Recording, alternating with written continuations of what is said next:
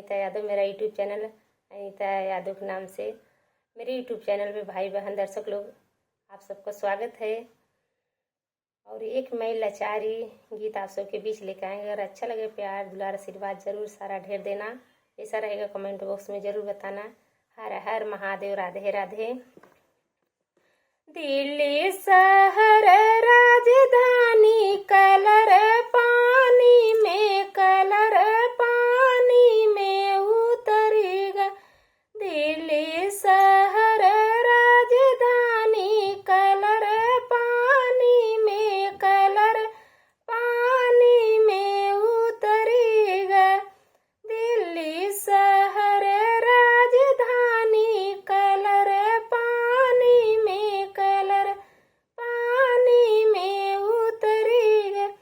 जाए कहीं अपने ससुर जी के अगवा, जाए कहीं अपने ससुर जी के अगवा।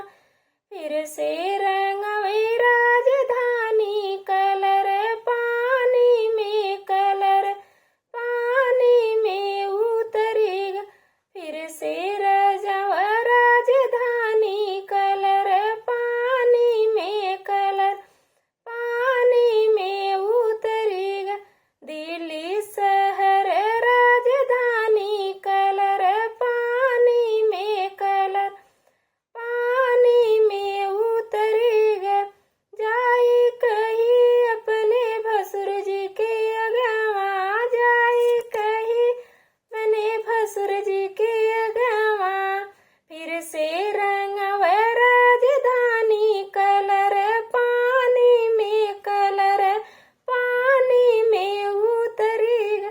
दिल्ली शहर राजधानी कलर पानी में, कलर पानी में उतरेगा। जाए कहीं अपने देवर जी के अगवा। फिर से रंगवा राजधानी कलर पानी में, कलर पानी में उतरेगा। दिल्ली शहर राजधानी कलर पानी में, कलर पानी में उतरेगा। जाए कहीं अपने पिया जी के अगवा, जाए कहीं अपने पिया जी के अगवा। फिर से रंगवा राजधानी कलर पानी में, कलर पानी में उतरेगा। दिल्ली शहर राजधानी कलर पानी में उतरेगा। भाई बहन अच्छा